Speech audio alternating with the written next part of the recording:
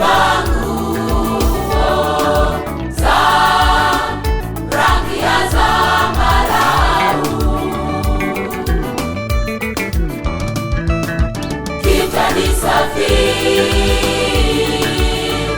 tena nakula siku zote kwa anasa.